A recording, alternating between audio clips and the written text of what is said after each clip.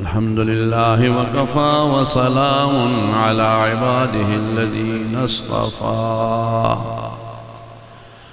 خصوصا على سيد الرسل وخاتم الأنبياء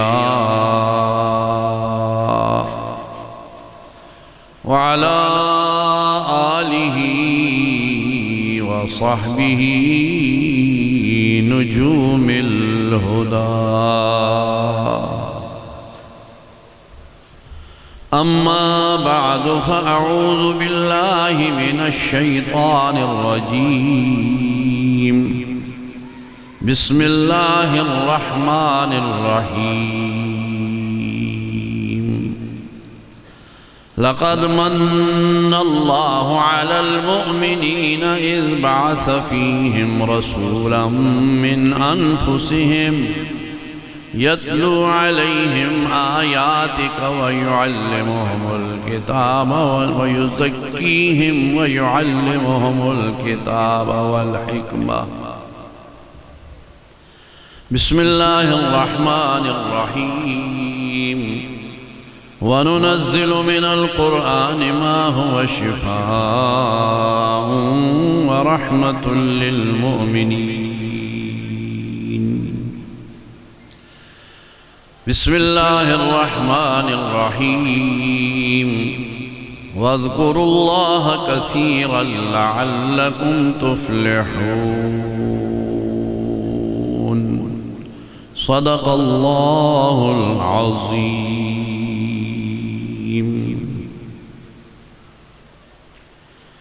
وقال بعض الزهاد من ادعى أربعا بغير أربع فدعواه كذب.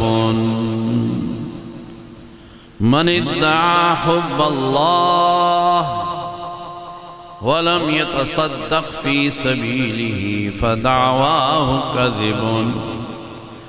من ادعى حب النبي ولم يحب العلماء والفقراء فدعواه كذب. من ادعى حب الجنة ولم يعمل بالطاعات فدعواه كذب. من ادعى خوفا من النار ولم يترك المعاصي فدعواه كذب. يا رب صل وسلم دائما أبدا على حبيبك على نبيك على رسولك خير الخلق كلهم. هو الحبيب الذي ترجى شفاعته لكل هول من الأهوال مقتحم. وجاءت لدعوته الأشجار ساجدة تمشي إليه على ساق بلا قدم.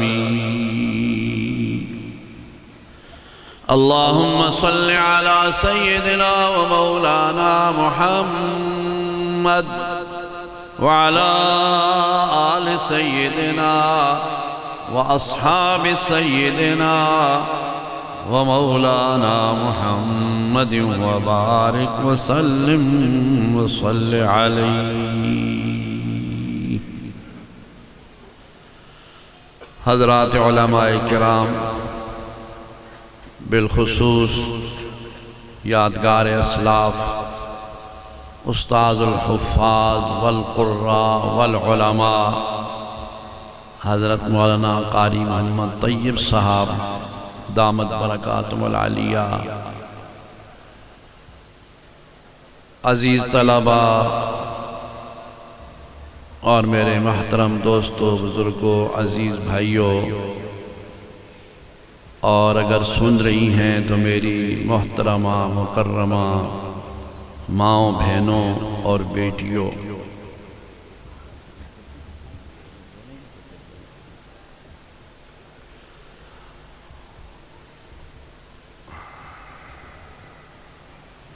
آپ حضرات مدرسہ قاسمیہ کے اس پروگرام میں کافی دیر سے شریک ہیں۔ اللہ تبارک و تعالی آپ حضرات کی اس تشریف آوری کو اور مجھ گناہگار کی اس حاضری کو قبول و منظور فرمائیں، اور جتنا وقت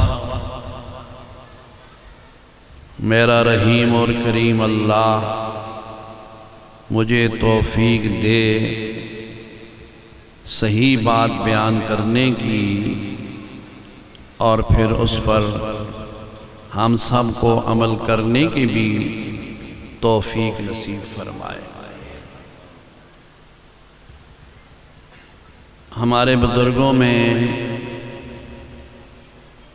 ایک بہت بڑی شخصیت گزرے ہیں، شیخ التفسیر قطب زمان حضرت مولانا احمد علی لاہوری رحمۃ اللہ تعالی علیہ۔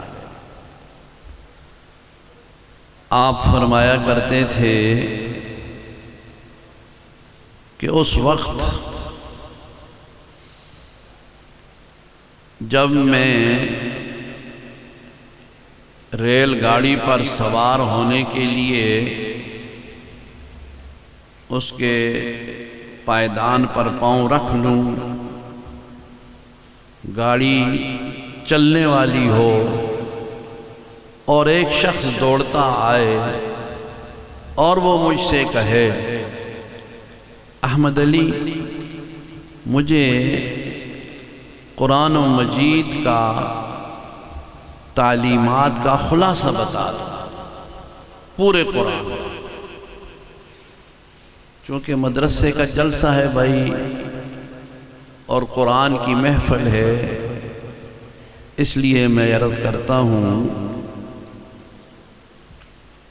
آپ حضرات جلسوں کو، ایسی محفلوں کو صرف ہوا کے لیے اور ایسی ہی وقت گزاری کے لیے نہ سنا کریں، بلکہ کوشش کیا کریں کہ کوئی بات عقیدے کی ہو، علم کی ہو، عمل کی ہو، اس کو اپنے دل میں جگہ دے کر اس پر عمل کرنے کی کوشش کیا کریں۔ اتنی محنت انسان کرے اور حاصل کچھ بھی نہ ہو، یہ عقل مندی کا تقاضا نہیں ہے۔ جتنے ہمارے اسلاف گزرے ہیں نا، ان کی زندگیوں میں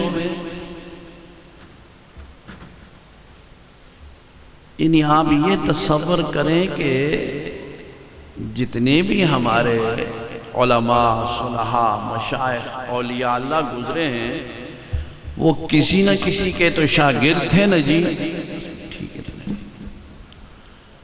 وہ کسی کے شاگرد تھے۔ جو استاذ تھے وہ بھی کسی کے شاگرد تھے، پھر وہ جو استاذ تھے وہ بھی کسی کے شاگرد تھے۔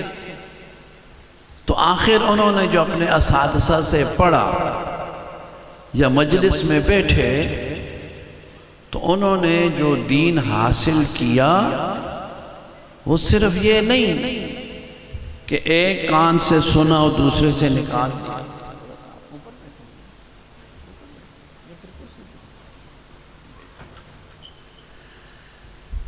یہ نہیں کہ وہ ایک کان سے سنا دوسرے سے نکال دیا بات ختم ہو گئی، نہیں،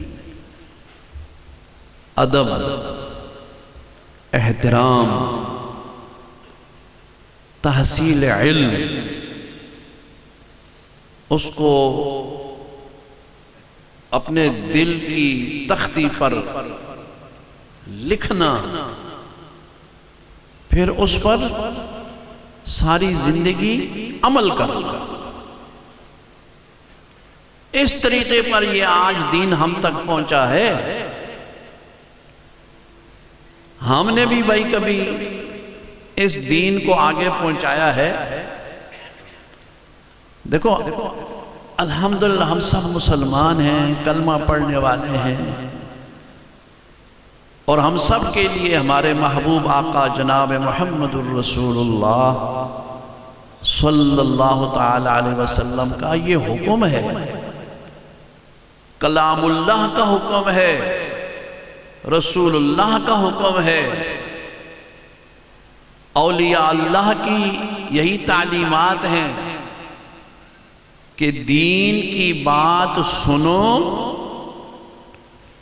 اس پر عمل کرو اور آگے دوسروں تک پہنچاؤ، امر بالمعروف نہی عن المنکر۔ یہ کون کرے گا؟ جو پہلے خود یاد کرے گا، عمل کرے گا تو آگے بتائے گا نا جی۔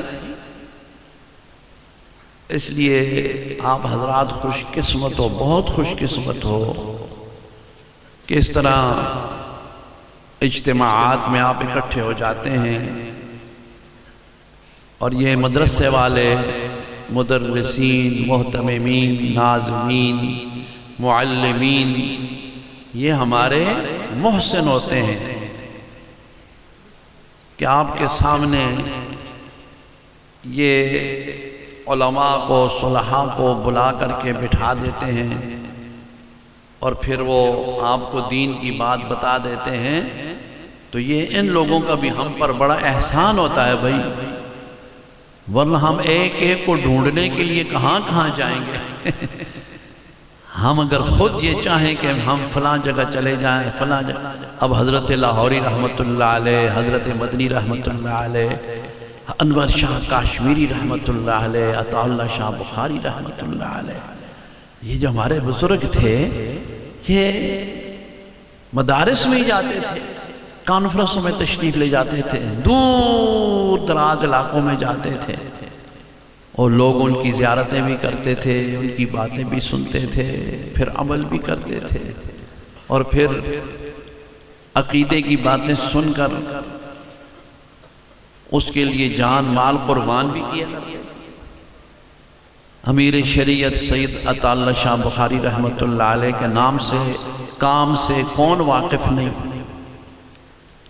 1953 کی تحریک ختم نبوت چلی، لاہور میں جلوس نکلتے تھے، ختم نبوت زندہ آباد کے نعرے بلند ہوتے تھے۔ اس وقت کی ہماری حکومت اسلامی حکومت تھی نا، پاکستان بن چکا ہے، 1953 کی بات کرتا ہوں، پاکستان تو بن چکا ہے۔ نوجوان نعرہ لگاتے ہیں ختم نبوت زندہ آباد، اور اصل مسئلہ یہ تھا کہ مرزا قادیانی جو تھا اس کا مرید، اس کا چیلا سر ظفر اللہ قادیانی، جس کو انگریز نے سر کا خطاب دیا تھا، بدقسمتی سے وہ ہماری اس نوزائیدہ مملکت اسلامیہ پاکستان کا پہلا وزیر خارجہ تھا۔ یہ یاد رکھو باتیں، ہمارے پاکستان کا جب یہ حکومت قائم ہوئی نا تو پہلا وزیر خارجہ کون تھا؟ ظفر اللہ قادیانی، اور پہلا وزیر قانون کون تھا؟ جگندر ناتھ منڈل، مشرقی پاکستان کا چوڑا عیسائی، وہ وزیر قانون تھا ہمارا۔ تو علماء نے تحریک چلائی، مسلمانان پاکستان کھڑے ہو گئے کہ بھائی یہ کیا، ہم نے یہ وطن اس لیے حاصل کیا تھا، یہاں قادیانیوں کی حکومت ہوگی، اس کو نکالو، مگر نہیں نکالتے تھے۔ چنانچہ پھر ختم نبوت کی تحریک چلی، 10,000 سے زیادہ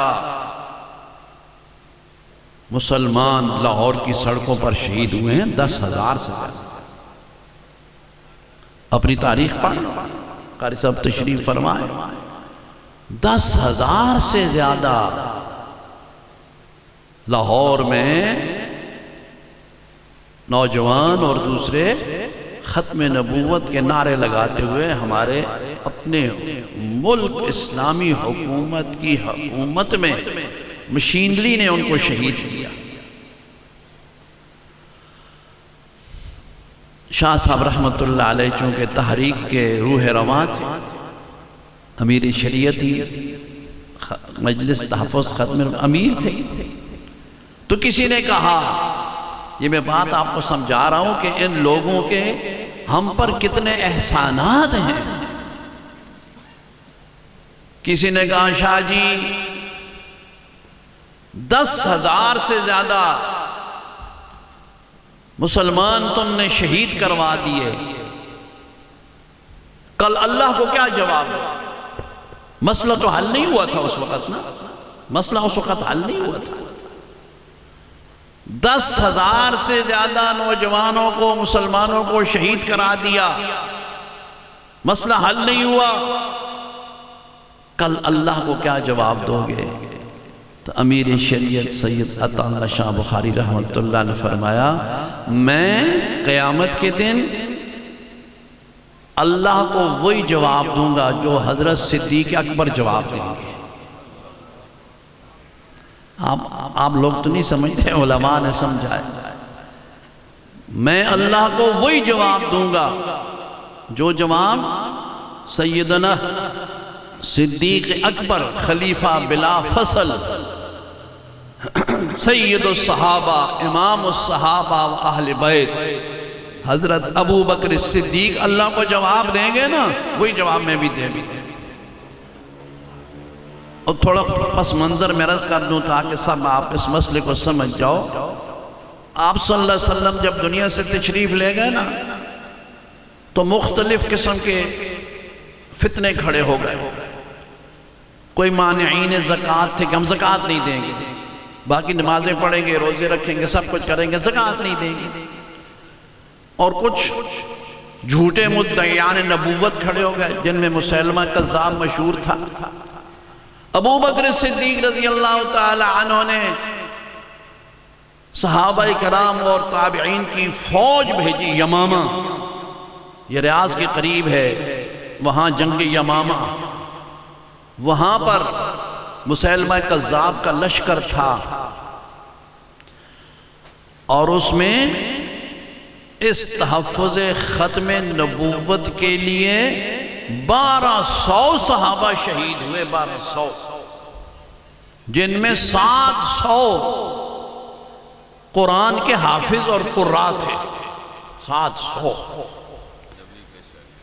نبی صلی اللہ علیہ وسلم کے شاگرد، حضور کے شاگرد بھائی، صحابہ کرام۔ تو ابو بکر صدیق نے ان کو بھیج کر کے ختم نبوت کی حفاظت کرائی، تو وہ سارے شہید ہوئے کہ نہ شہید ہوئے؟ تو اس لیے حضرت شاہ صاحب نے فرمایا جو صدیق اکبر جواب دے گے میں بھی دے دوں۔ پھر فرمایا تم کہتے ہو نا کہ مسئلہ حل نہیں ہوا، میں نے اپنی قوم کے سینے میں ٹائم بم فٹ کر دیا ہے، 53 میں ٹائم بم فٹ کر دیا ہے، وقت آیا تو پھٹے گا، ابھی وقت نہیں آیا، جب وقت آیا تو یہ ٹائم بم پھر پھٹے گا، پھر دیکھنا۔ چنانچہ سن 74 میں پھر وہ ٹائم بم پھٹا کہ نہ پھٹا، پھر قادیانی غیر مسلم اقلیت ہو گئے کہ نہ ہو گئے؟ قادیانیوں کو غیر مسلم اقلیت قرار دینا کوئی آسان کام نہیں تھا،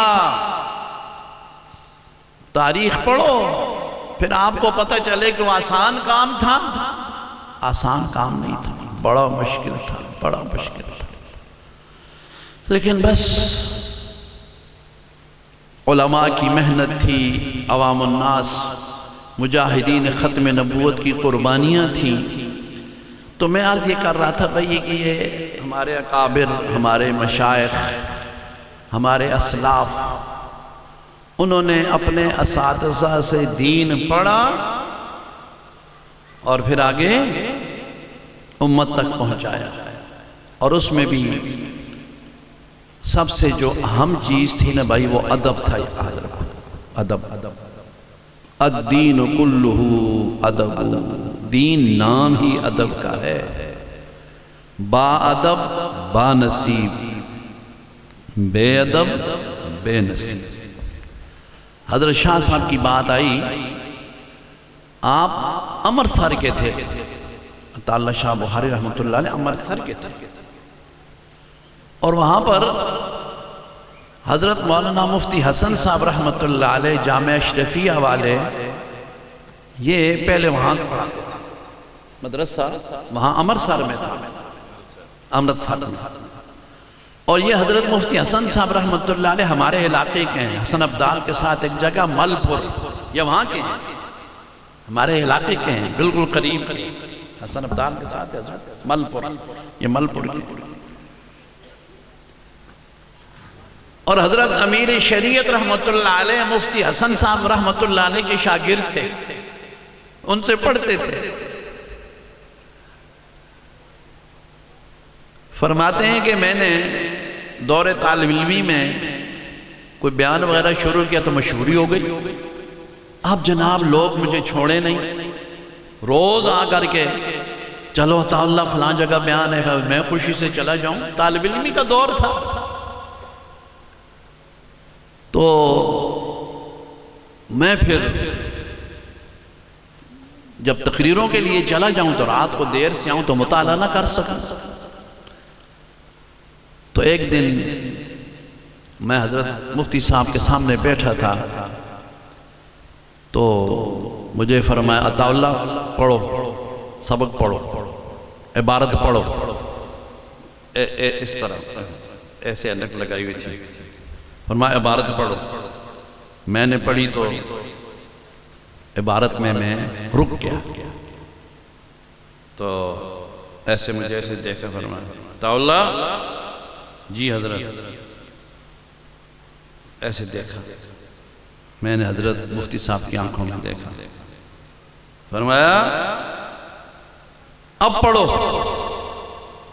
بس. شاہ صاحب فرماتے ہیں اس کے بعد میں ساری زندگی کبھی عبارت میں بند نہیں ہوا. فرماتے تھے میں نے ان استاذوں سے پڑھا ہے جو آنکھوں ہی آنکھوں میں پڑھا دیتے تھے، آنکھوں ہی آنکھوں میں. لیکن یہ بات ادب کی ہے، ادب کی یاد رکھو. ہم جن کے مقلد ہیں نا، امام اعظم امام ابو حنیفہ سارے کو رحمت اللہ علیہ، امام صاحب رحمت اللہ علیہ فرماتے ہیں میں جس محلے میں تھا میرا گھر تھا، اور دوسرے محلے میں میرے استاذ کا گھر تھا. میں نے ساری زندگی اس طرف پاؤں نہیں کیے جس طرف میرے استاذ کا گھر تھا. یہ امام صاحب فرماتے ہیں میں نے اس طرف پاؤں نہیں کیے جس طرف میرے استاذ کا گھر تھا. یہ ادب ہمیں اسلام نے سکھایا ہے. یہ ادب ہمارے دین کا ایک بہت بڑا حصہ ہے، یاد رکھو. علماء تشریف فرمائے حدیث میں نہیں، من تفل تجاہ القبلہ، فرمایا جو بندہ جان بوجھ کر قبلے کی طرف منہ کر کے تھوکے گا، قبلے کی طرف، قیامت کے دن یہ تھوک اللہ اٹھا کر اس کے منہ پر مارے گا. قبلے کی طرف تھوکنا مسئلہ معلوم ہونے کے بعد، مسئلہ معلوم نہ ہو تو الگ بات ہے. اب سب کو معلوم ہو گیا نا، احتیاط کرو. حدیث میں نہیں فرمایا لا تستقبلوا القبلۃ ولا تستدبروها؟ فرمایا جب پیشاب کے لیے بیٹھو تو قبلے کی طرف نہ منہ کرو اور نہ پیچھ کرو، ولیکن شرقوا اور غربوا، بلکہ یا مشرق کی طرف منہ کرو یا مغرب کی طرف منہ کرو، یا کدھر منہ کرو بولو، مشرق کی طرف یا مغرب کی طرف. آپ ممکن ہے آپ کے ذہن میں بات آ گئی ہو کہ مشرق مغرب تو پھر وہی ہو گیا نا. مدینہ منورہ میں ایسے نہیں ہے. مدینہ منورہ میں قبلہ شمالاً جنوباً ہے. شمال کی طرف سے سورج نکلتا ہے، جنوب میں غروب ہوتا ہے. شرق اور غرب میں نہیں ہے. اس لیے حضور نے فرما دیا صلی اللہ علیہ وسلم نے. تو یہاں ہمارے لحاظ سے کیا ہے بھائی؟ شرق یا غرب، ادھر نہ منہ کرو نہ پیٹھ کرو، شمالاً جنوباً کر لو. یہ مکہ مکرمہ میں مسجد حرام میں نے اپنے اکثر مشائخ کو دیکھا کہ وہ میزاب رحمت کے سامنے بیٹھتے تھے. میزاب رحمت کے اس طرف، وہ پہلے ترکی برآمدہ تھا نا، اس ترکی برآمدے میں اس طرف بیٹھے ہوتے تھے اکثر. تو میں نے پھر اس چیز کو دیکھا کہ یہ کیا وجہ ہے. حالانکہ مسجد حرام تو ساری مسجد حرام ہے، جی میزاب رحمت کی سیدھ میں کیوں ہمارے اکابر اکثر بیٹھتے ہیں؟ تو پھر پتہ چلا کہ اسی سیدھ میں نا، میزاب رحمت والی سیدھ میں پیچھے چلے جاؤ تو اسی رخ پر مدینہ منورہ ہے، مدینہ طیبہ اسی رخ پر ہے. تو یہ نہیں مسجد نبوی کی برکتیں بھی آئیں اور بیت اللہ کی طرف بھی ہم منہ کر کے بیٹھے. غار حرا میں جب ہم گئے، الحمدللہ میں غار حرا پر چڑھ گیا تھا، پہنچ گیا. غار ثور میں بھی گیا ہوں. تو غار حرا میں جب ہم گئے نا تو اچھا میں نے وہاں سوچا کہ یہاں تو پہاڑوں میں بڑی غاریں ہیں، حضرت صلی اللہ علیہ وسلم خاص کر اس غار حرا میں کیوں تشریف لاتے تھے؟ بھئی وہاں تو پہاڑ میں غاریں ہیں نا، اور بھی بہت غاریں ہیں، لیکن خاص غار حرا میں حضور کیوں تشریف لاتے تھے؟ تو جو لوگ گئے ہیں نا انہوں نے دیکھا ہوگا کہ اس طرح غار ہے نا، اس طرح تو غار کے آپ تھوڑا دائیں ہو کر کے دیکھیں نا تو اس غار کی سیدھ بالکل سامنے بیت اللہ پر جاتی ہے، سیدھی بیت اللہ پر. تو آپ صلی اللہ علیہ وسلم اس غار میں بھی جب اللہ کی عبادت کے لیے تشریف لے جاتے تھے اعلان نبوت سے پہلے، تو اسی غار کو حضور نے پسند فرمایا جس کا رخ عین کعبۃ اللہ کے اوپر. یہ ساری نسبتوں کی بات ہے. چلو بہرحال دوسری طرف چل پڑی. میں عرض یہ کر رہا تھا، حضرت لاہوری رحمت اللہ تعالی علیہ آپ نے فرمایا اس وقت جب بالکل گاڑی چلنے والی ہو تو کوئی آئے، احمد علی مجھے قرآن کی تفسیر کا خلاصہ بتا دو. فرمایا گاڑی چھوٹنے سے پہلے میں اس کو قرآن کی ساری تفسیر کا خلاصہ بتا دوں. اور یہ سبق ہے بھائی میرے لیے بھی آپ کے لیے بھی. یہ تو مفت مل رہی ہے نا، مفت، ان کی قدر کیا کرو. آج ڈاکٹر مفت نسخہ نہیں لکھ کے دیتا. آپ کے علاقے کا تو مجھے پتہ نہیں، ہمارے ہاں ڈاکٹر صاحبان ہیں نا، اچھے بھی ہوتے ہیں بھائی، سب کی نہیں بات کرتا، مگر بار انہوں نے چٹ لگائی ہوتی ہے. مشورہ فیس 1000 روپیہ. یعنی اگر آپ نے ڈاکٹر صاحب سے کوئی مشورہ کرنا ہے نا، ڈاکٹر صاحب میں نے کھا کے بہت آندھی ہے، اچھا دے 1000 روپے تے پہلے دین تو نہ کھا گانی تو پہلے 1000 روپے کھورو، 1000 روپے کٹ پہلے، پھر اگلی گل تاں کر. ان کا ٹھیک ہے، یعنی انہوں نے محنت کی ہے، پڑھا ہے، مشینیں لگی ہوتی ہیں، لیتے ہیں تو ٹھیک ہے، ہم نہیں کچھ کہتے، لیکن ویسے میں عرض کرتا ہوں. لیکن دینی مسائل آپ کسی کا تاج ہو. قاری صاحب راستے میں جا رہے ہیں، مدرسے میں سارا دن کام کر کے ابھی اٹھے ہیں، ابھی چپل نہیں پہنے، ایک بندہ دوڑتا ہے، قاری صاحب اور میرا ہی مسئلہ ہے جی. قاری صاحب وہاں کھڑے کھڑے اس کو مسئلہ بتاتے ہیں اور پھر جب تشریف لے جاتے ہیں. تو یہ ان کا احسان ہے کہ نہیں احسان؟ آج ہمیں سب سے قیمتی چیز بالکل مفت ملتی ہے، ہم قدر نہیں کرتے. میں آپ سے پوچھتا ہوں اللہ کے کلام سے زیادہ قیمتی کوئی چیز ہے؟ سارے بولو. اللہ کے کلام سے زیادہ قیمتی چیز کائنات میں کوئی ہے؟ کوئی نہیں. اللہ کے کلام سے زیادہ قیمتی چیز کون سی ہو سکتی ہے؟ لیکن ان بچوں سے جو آج یہ 4 بچے حافظ قرآن ہوئے ہیں، ان کے والدین سے پوچھو تو انہیں مدرسے میں کیا دیا ہے؟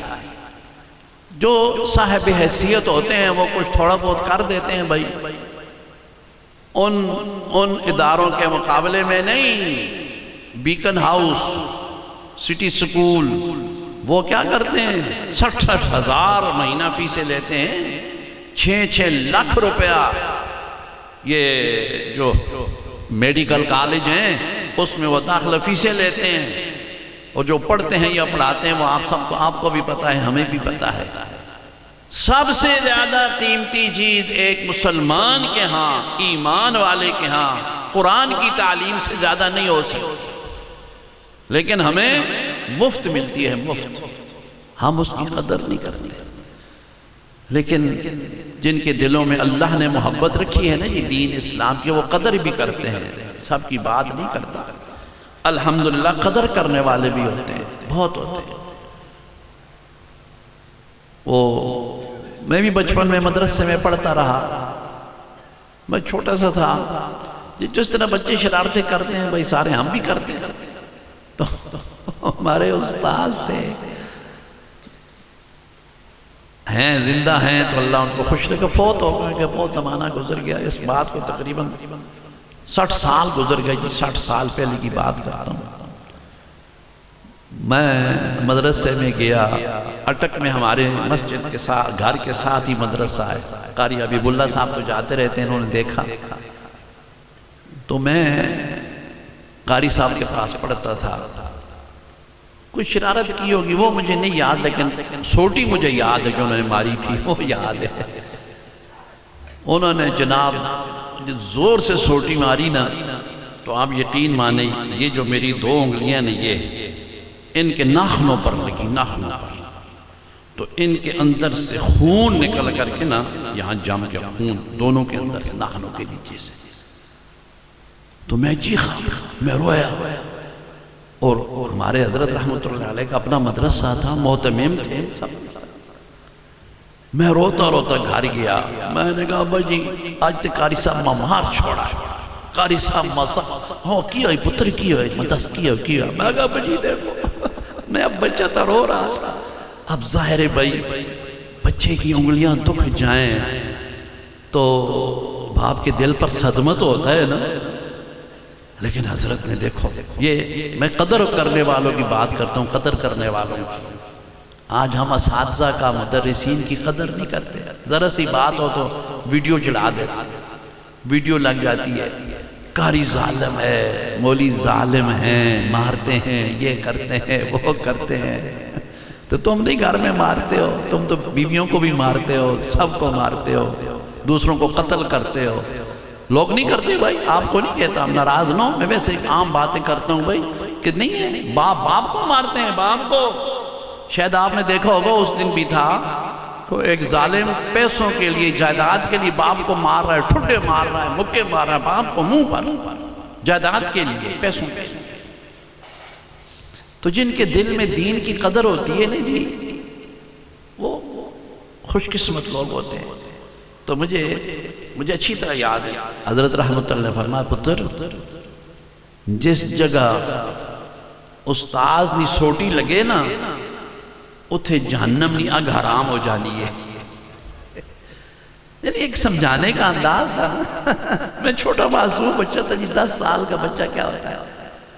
فرمایا پتر جتھے استاد نی سوٹی لگے نا اتھے جہنم نی اگ نہیں لگنی، خیر ہے کوئی گل نہیں۔ یہ کیا تھا بھائی؟ یہ دل میں دین کی قدر تھی، دین والوں کی قدر تھی۔ پھر اللہ تعالیٰ ان کو نوازتے ہیں، یاد رکھو۔ پھر وہی مارے تھیں، وہی جڑکیاں تھیں، آج ہم آپ کے سامنے بیٹھے ہیں، ورنہ ہم سے بہت اچھے، خوبصورت، خوب سیرت، پیسے والے، روپے والے، عقل والے، علم والے بہت پھر رہے، پوچھتے ہی کوئی نہیں۔ لیکن جن کے ساتھ اپنے اساتذہ کی دعائیں ہوتی ہیں، اساتذہ کی جو دعائیں لیتے ہیں نا، یاد رکھو وہ ہمیشہ تر جاتے ہیں۔ اور میں نے کہا نا جس کو خوش قسمت ہوتے ہیں جن کو دین کی قدر ہوتی ہے، ایک چھوٹا طالب علم پڑھتا تھا استاد جی کے پاس. استاد جی نے ایک دن اسے سمجھایا کہ بیٹا یہ جو تم یہ مسئلے پڑھتے ہو نا، دین کے مسئلے، یہ معمولی نہیں ہے، یہ لاکھوں روپے کا مسئلہ ہے، لاکھوں کا. اب وہ تو چھوٹا بچہ تھا نا جی، اس کے ذہن میں یہی تھا یہ جو ہم نوٹ گنتے ہیں نا لاکھوں روپے، یہ استاد جی اس کا کہتے ہیں. اتفاق کی بات اس بچے کا چپل پھٹ گیا تو موچی کے پاس گیا. موچی سے کہنے لگا چاچا یہ چپل میں نو گھنڈ دے، ٹانکا لگا دے. تو کہنے لگا جا پتر کرو 8 آنے لے آ. تو بچہ کہنے لگا چاچا 8 آنے میرے کو نہیں، میں تینوں لکھاں دا مسئلہ سناواں گا. 8 آنے کو تو ہی کرنا ہے، میں لکھاں دا مسئلہ. وہ موچی کہتا چلا لکھاں نہ پتر نہ ہوتے، جا 8 آنے لے کے آ، مسئلے نو کو کول رکھ، تیرے مسئلے نو میں کی کرنا ہے، جا 8 آنے لے کے آ. اب وہ معصوم بچہ نے پریشان ہو گیا کہ اوہو استاذ کہتے ہیں یہ لاکھوں کا مسئلہ ہے اور موچی تو 8 آنے میں بھی نہیں لیتا. معصوم ذہن ہوتا ہے نا، پریشان ہو جاتا ہے. بچہ استاد جی کے پاس آیا کہنے لگا استاد جی آپ تو کہتے تھے لاکھوں کا مسئلہ ہے، لاکھوں کا مسئلہ ہے، وہ تو 8 آنے میں بھی نہیں لیتا. استاد سمجھ گئے. استاد کو بھی سمجھدار ہونا چاہیے. ہمارے پاس اساتذہ ہیں نا وہ خواہ مخواہ طلباء کو مارتے رہتے، اتنا مارتے ہیں. وہ جو اپنی مار ہوتی ہے نا وہ ماما سود وصول کرتے، ماما سود کے. بچوں بڑی مار لیتے، خاص کر چہرے پر تو بالکل نہیں مارنا چاہیے. بچے کے چہرے پر مارنے سے آپ صلی اللہ علیہ وسلم نے فرمایا ہے کہ انسان کے ہاتھ سے برکت اٹھ جاتی ہے. بلکہ اپنی اولاد کو بھی نہ مارا کرو، بچوں کو نہ مارا کرو. بچے ایسی چیز نہیں کہ ان کو مارا جائے، ان سے پیار کرو، محبت کرو. ہاں کبھی کبھی ضرورت ہو تو نشتر بھی ضرور لگایا کرو، وہ بھی ضروری ہے. لیکن ایسے عام طور پر جس طرح ہوتا ہے نا ایسا نہیں کرنا چاہیے. ہمارے حضرت رحمت اللہ علیہ اس چیز کے سخت خلاف تھے. بعض لوگ آتے ہیں نا تو بچے کو لے آتے، قاضی صاحب یہ میرا بیٹا پڑھتا نہیں ہے، میں نے اس کو درزی کے پاس بٹھایا وہاں سے بھاگ آیا، میں نے اس کو ویلڈنگ سکھائی وہاں سے بھاگ آیا، میں نے اس کو فلاں کام بھاگ آیا، کوئی کام نہیں کرتا. میں نے اس کہا ٹھیک ہے پترا تو اور کوئی کام نہیں کرتا نا، میں تینوں مولوی صاحب کی چاڑا، یعنی تو اور کسی کام کا نہیں، تو دین پڑھ. اگر والدین کا یہ ہو بھائی کہ یہ بچہ ہمارا اور کسی کام کا نہیں، اس کو ملا بنا دو، تو پھر اس نے کیا بننا ہے؟ اپنے بہترین بچے کو صحیح جو ہو نا اس کو دین پڑھایا کرو، دین کی قدر کرو. اگر ہم دین کا احترام نہیں کریں گے نا، دین ہمارا محتاج نہیں ہے، ہم دین کے محتاج ہیں. اور بھائی ہم دین کے محتاج ہیں یا دین ہمارا محتاج ہے؟ اب اگر ہم ایسی بے نیازی کریں گے کہ یہ 2 بچے میرے لائق ہیں جی، میں کہا ٹھیک ہے بیٹا تسی ڈاکٹری پڑھو، اتریا بچہ نہ لے کہ جی کسی کام جو کرنی، میں کہا چل تو مولا بن جا. لا حول ولا قوت الا باللہ. قرآن کے لیے حدیث کے لیے ہم نے نکمے لوگ رکھے ہوئے. یہ ہماری سوچ ہے. اللہ تعالیٰ ان کو بھی نواز دیتے ہیں. اللہ تعالیٰ تو بڑی مہربان ذات ہے. یہ پیدا تو سب کو اللہ ہی نے کیا ہے نا. وہ جو بہت بہرحال چھوڑو ان باتوں کو. حضرت رحمت اللہ تعالیٰ علیہ سے کوئی کہتا نا حضرت اس کو خوب مارو یہ وہ، حضرت فرماتے نہیں، مار والا کام میں نہیں کرتا، بیٹا تیرا ہے، تو مار اس کو جتنا مرضی ہے، میرے پاس لا میں پڑھاؤں گا، ادھر آئے گا ہم اس کو مدرسے میں پڑھائیں گے. مارنے مرانے والا کام وہ تم خود کرنا، کیونکہ تمہارا بیٹا ہے، ہمارا بیٹا نہیں ہے، وہ کام تم خود کرو. تو خیر میں عرض کر رہا تھا میرے بھائیوں اور عزیزوں کہ یہ بڑی قیمتی چیزیں ہیں، بہت قیمتی ہیں. آج بس آپ میرا بیان یہی سمجھ لو بھائی میں اتنا لمبا سفر کر کے آیا ہوں، آج ہی اللہ نے میرے ذہن میں ڈال دیا، میں کچھ سوچا تو کچھ اور تھا، مگر ادھر بات چل پڑی۔ اللہ ہمیں اسی سے اللہ تعالیٰ ہمیں فائدہ نصیب فرمائے۔ تو استاد سمجھ گئے کہ بھائی یہ بچہ جو ہے نا یہ پریشان ہو گیا۔ انہوں نے فرمایا اچھا دیکھو، وہ ایک ان کے پاس بہت قیمتی موتی تھا، ہیرا تھا ایک۔ وہ فرمایا ایسا کرو بیٹا، جاؤ اس موچی سے کہو چاچا میرے پاس اٹھانی نہیں، یہ موتی ہے، یہ تم لے لو۔ وہ بچہ پھر گیا، کہنے لگے چاچا اٹھانی تو کوئی نہیں اور مسئلہ تو سنتا نہیں، تو یہ موتی ہے نا، یہ موتی لے لو۔ وہ موچی نے موتی دیکھا تو ایسے پھینکا، پھر آ گیا تو۔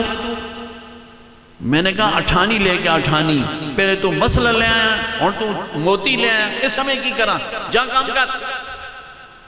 وہ بچہ بہت پریشان ہو گیا، استاد جی عجیب تماشا ہے۔ وہ پھر آیا واپس، کہنے لگا استاد جی اس نے تو موتی بھی پھینک دیا۔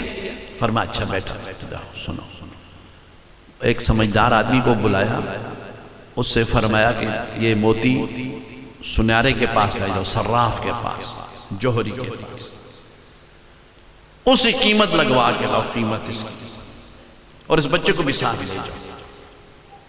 وہ بچہ بھی ساتھ چل پڑا۔ جب اس جوہری کے پاس، صراف کے پاس پہنچا نا، تو اس کو کہا کہ یار یہ اس کے ذرا قیمت لگاؤ، یہ موتی کتنے کا ہے؟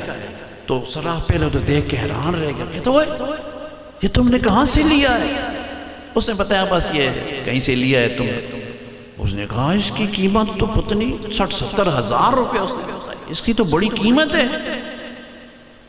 اب وہ بچہ پریشان کہ موچی تو اس کو اٹھانی بھی نہیں لیتا، اور جوہری کہتا ہے 60-70 ہزار روپے اس موتی کی قیمت ہے۔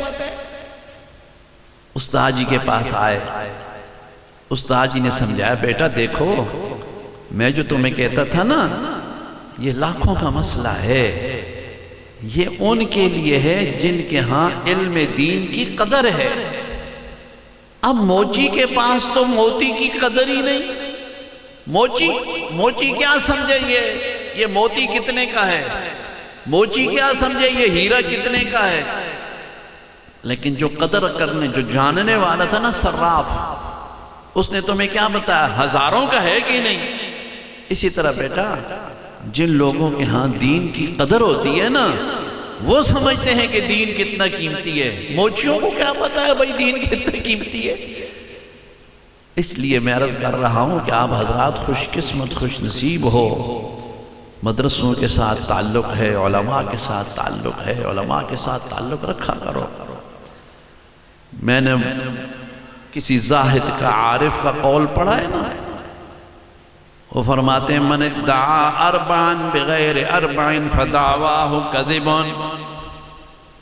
جو آدمی 4 چیزوں کا دعویٰ کرتا ہے 4 چیزوں کے بغیر، اس کا دعویٰ جھوٹا ہے، یہ جھوٹا آدمی ہے۔ من ادعا حب اللہ وَلَمْ يَتَصَدَّقْ فِي سَبِيلِهِ فَدَعْوَاهُ كَذِبٌ۔ فرمایا جو اللہ کے ساتھ محبت کا دعویٰ کرتا ہے، انی احب اللہ، میں اللہ سے محبت کرتا ہوں، مجھے اللہ سے پیار ہے، لیکن وَلَمْ يَتَصَدَّقْ فِي سَبِيلِهِ، اللہ کے راہ میں صدقہ نہیں کرتا، اللہ کے راہ میں مال خرچ نہیں کرتا، اللہ کے راہ میں زکوٰۃ نہیں دیتا، انفاق فی سبیل اللہ نہیں کرتا، اللہ کے دین کے لیے خرچ نہیں کرتا، مسجدوں، مدرسوں، بیواؤں، یتیموں، بے کسوں، بے بسوں پر خرچ نہیں کرتا۔ فرمایا فدعواہ کذبٌ، اس کا دعویٰ جھوٹا ہے، اس دعوے میں سچا نہیں ہے۔ دوسرا من ادعا حب النبی، جو سرکار دو عالم صلی اللہ علیہ وسلم کے ساتھ محبت کا دعویٰ کرے، وَلَمْ يُحِبُّ الْعُلَمَاء وَالْفُقَرَاء فَدَعْوَاهُ كَذِبٌ، اور علماء کے ساتھ، فقراء کے ساتھ اہل اللہ کے ساتھ اس کی محبت نہیں، یہ بھی اپنے دعوے میں جھوٹا ہے۔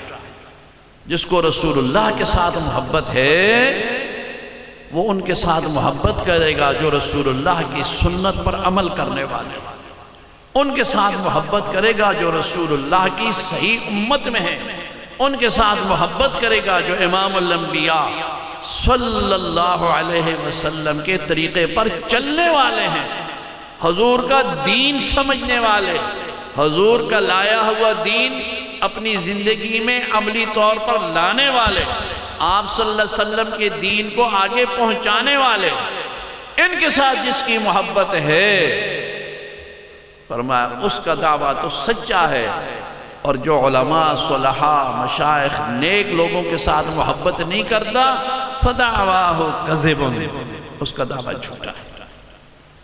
ایک تابعی ہیں، غالباً جابر ابن سلیم نام ہے، وہ فرماتے ہیں کہ میں مدینہ منورہ آ رہا تھا، صحابہ کو دور ہے، حضور دنیا سے تشریف لے جا چکے ہیں۔ فرماتے ہیں میں جب مدینہ منورہ آ رہا تھا تو میں نے اللہ سے دعا کی، اے میرے اللہ، میں تیرے نبی کے شہر مدینہ منورہ میں جا رہا ہوں، مجھے کسی نیک انسان کی، ایسے انسان کی صحبت میں بھیج دینا جس سے مجھے نفع مل جائے۔ تو وہ فرماتے ہیں کہ جب میں آیا تو اللہ نے مجھے ابو ہریرہ کے قدموں میں پہنچا دیا رضی اللہ تعالی عنہ۔ دعا کی تھی نا، آج ہم جاتے ہیں تو ہماری کسی شہر میں جانے میں دعا کیا ہوتی ہے، یا ہماری جگہ کون سی ہوتی ہے، آپ سب سمجھتے ہیں۔ اہل اللہ کی خدمت میں جایا کرو، نیک لوگوں کی خدمت میں جایا کرو، بیٹھا کرو، خاموشی سے ادب سے بیٹھا کرو، جو فرمائیں شریعت کے مطابق اس پر عمل کیا کرو، یہ ان چیزوں کا بڑا فائدہ ہوتا ہے۔ اب دیکھو نا، اس تابعی نے دعا کی، اے اللہ مجھے نیک صحبت میں پہنچانا، تو فرمایا کہ میں آیا تو ابو ہریرہ کی خدمت میں پہنچ گیا۔ اور ایک بات مجھے یاد آئی، یہ ساری نسبتوں کی باتیں ہوتی ہیں بھائی، یہ اہل اللہ کی باتیں ہیں۔ ایک تو قریب بزرگ گزرے ہمارے حافظ الحدیث والقرآن حضرت مولانا محمد عبداللہ درخواستی رحمت اللہ علیہ، آپ میں سے کسی نے دیکھے حضرت درخواستی رحمت اللہ علیہ؟ حافظ، اچھا ماشاءاللہ۔ قرآن کے حافظ تو بہت ہوتے ہیں جی، وہ حدیث کے بھی حافظ تھے، لقب تھا حافظ الحدیث۔ وہ جب مدینہ منورہ میں جاتے تھے نا تو مسجد نبوی میں ان کے لیے کرسی رکھی جاتی تھی، اور پھر حضور کی احادیث پڑھتے تھے، عرب بھی سن کے جھومتے تھے، اور وہ ادھر بیٹھتے تھے۔ یہ جہاں پر مسجد نبی میں آدمی جاتا ہے نا، پہلی چھتریاں ہیں نا، ان کے اس کونے میں نام لکھا ہے ابو ہریرہ، اس کے سامنے بیٹھتے تھے۔ وہاں سے گنبد خضرا صحیح نظر آتا ہے۔ تو وہ جب حدیث پڑھتے نا، پہلے تو دنیا میں کسی جگہ حدیث پڑھتے فرمانے لگے، ایک دفعہ فرمایا میں جہاں بھی ہوتا ہوں، دنیا میں جس جگہ ہوں، تو میں کہتا ہوں قال رسول اللہ صلی اللہ علیہ وسلم عن نبی حریرہ رضی اللہ تعالی عنہ قال رسول اللہ صلی اللہ علیہ وسلم کلمتان حبیبتان الی الرحمن خفیفتان علی اللسان ثقیلتان فی المیزان سبحان اللہ وبحمدہ سبحان اللہ العظیم۔ جہاں بھی ہوں میں اس طرح حدیث پڑھتا ہوں، لیکن جب مسجد نبی میں ہوتے تھے نا تو کہتے تھے قال صاحب هذه الروضة الخضراء، اس سبز گنبد والے نے یہ فرمایا۔ یہاں تو کہتے ہیں نا قال رسول اللہ صلی اللہ علیہ وسلم، حضور نے فرمایا، لیکن جب حضور کے قدموں میں بیٹھے ہوتے تھے نا تو گنبد خضرا کی طرف اشارہ کر کے فرماتے تھے قال صاحب هذه الروضة الخضراء، اس سبز گنبد میں جو آرام فرما ہے نا، یہ انہوں نے فرمایا ہے صلی اللہ علیہ وسلم۔ یہ وہی محبت اور ادب کی باتیں ہو گئی بھائی۔ امام غزالی رحمت اللہ علیہ نے عجیب واقعہ لکھا ہے،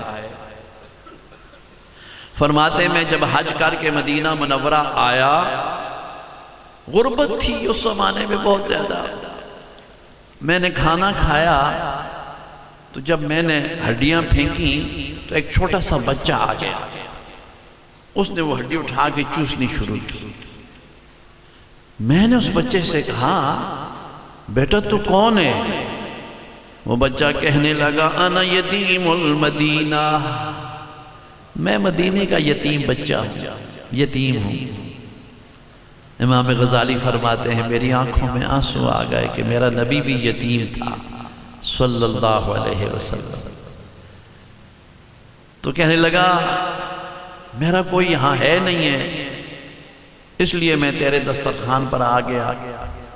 امام غزالی رحمت اللہ سے فرمایا انت ولدی انت ضیفی علیک الغدا والعشاء، میرے بچے تو پریشان نہ، تو میرا بیٹا ہے، تو میرا مہمان ہے، صبح و شام آ جایا کر، کھانا میرے ساتھ کھایا کر۔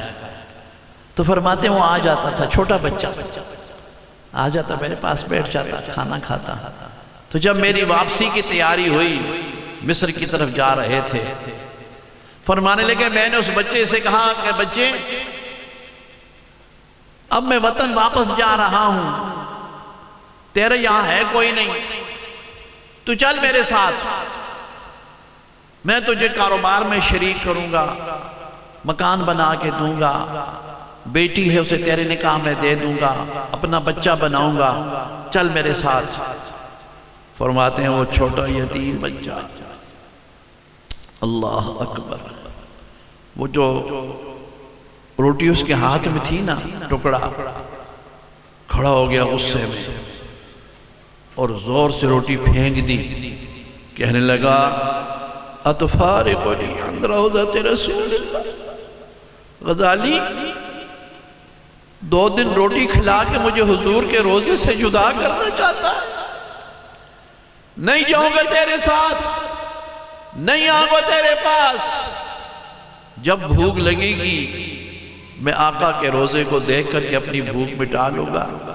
پھر کہنے لگا توجد هذه الروضة الخضراء فی بلدک، غزالی تو جو کہتا ہے شادی کر دوں گا، اولاد بچہ بناؤں گا، کاروبار میں شریک کروں گا، سب کچھ ہے، یہ گنبد خضرا بھی تیرے پاس ہے؟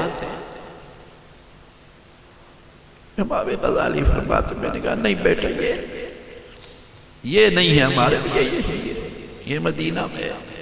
تو کہنے لگا بس السلام علیکم یا غزالی، آج کے بعد میں نہیں آؤں۔ تو نسبت کی بات ہوتی ہے نا جی،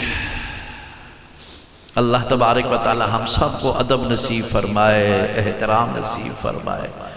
تو میں عرض یہ کر رہا تھا کہ حضرت لاہوری رحمت اللہ علیہ نے کیا فرمایا کہ عین اس وقت جب گاڑی چھوٹنے والی ہو نا، مجھے کوئی کہے احمد علی مجھے بتاؤ نا قرآن کی تفسیر کا خلاصہ کیا ہے؟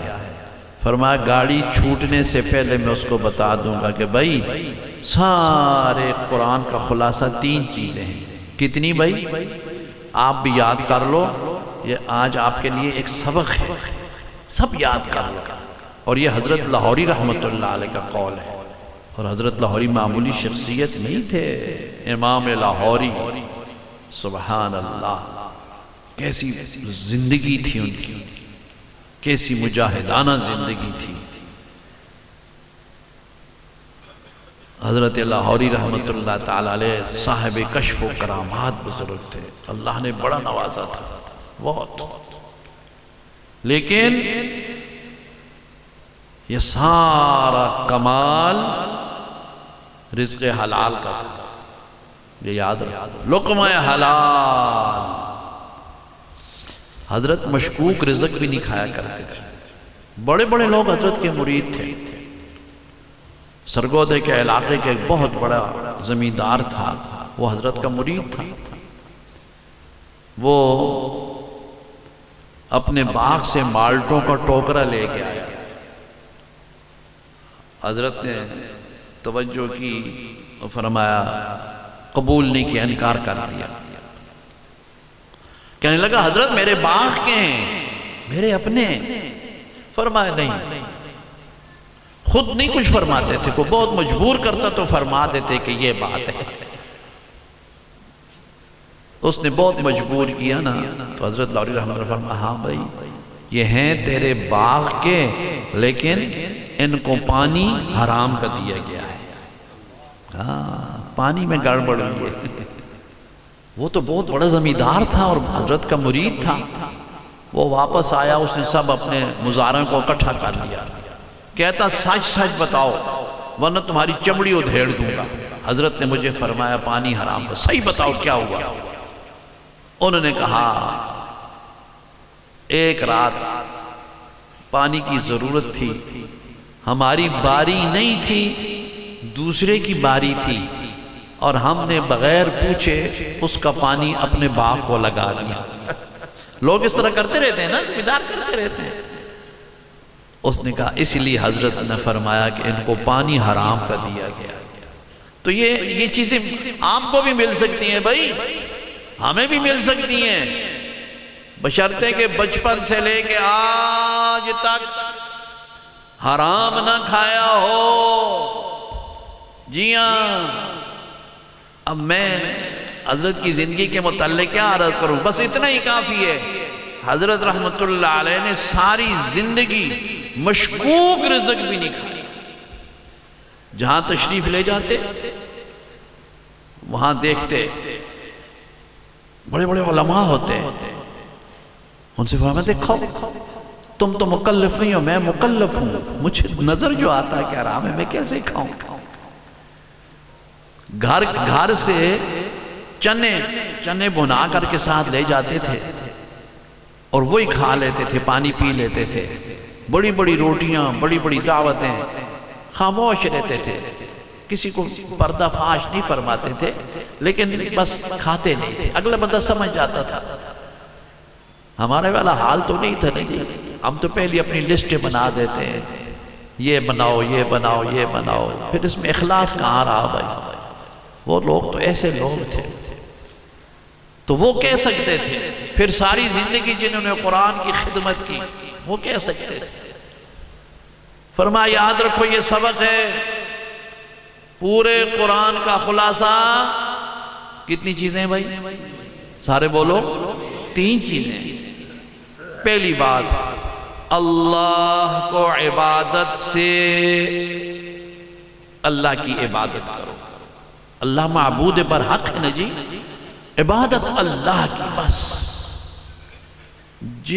جو چیز عبادت ہے نا وہ خاص اللہ کے لیے۔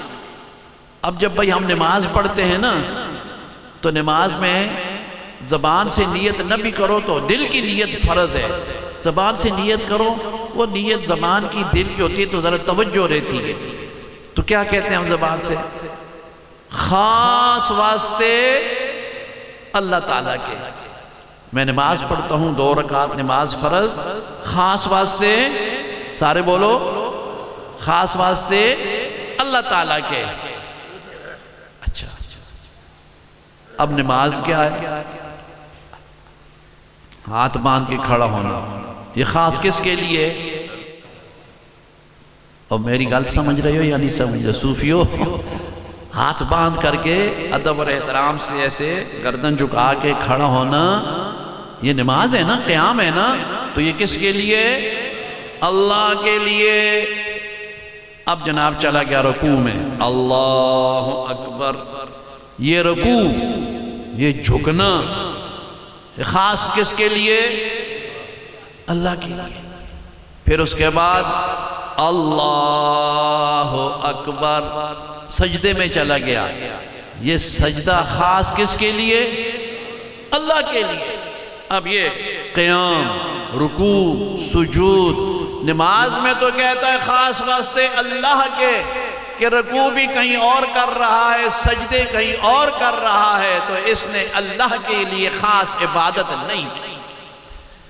یہ کہ اللہ کی عبادت ہوئی بھائی، ادھر نماز میں کہتا ہے خاص واسطے اللہ تعالیٰ کے، اور قیام اس طرح ادب احترام سے ہاتھ باندھیے کہیں اور کھڑا ہے، رکوع کہیں اور کر رہا ہے، سجدے کہیں اور کر رہا ہے۔ جو حق اللہ کا ہے اس کو دوسری جگہ لگا رہا ہے، تو یہ عبادت نہیں ہے۔ یاد رکھو، ہو جس پہ عبادت کا دھوکہ، ہو جس پہ عبادت کا دھوکہ، مخلوق کی وہ تعظیم نہ کر، جو خاص خدا کا حصہ ہو بندوں میں اسے تقسیم نہ کر۔ یہ قیام، یہ رکوع، یہ سجود، یہ خاص کس کا حصہ ہے؟ اللہ کا حصہ ہے۔ یاد تو فرمایا پورے قرآن کی تعلیمات کا خلاصہ کیا ہے؟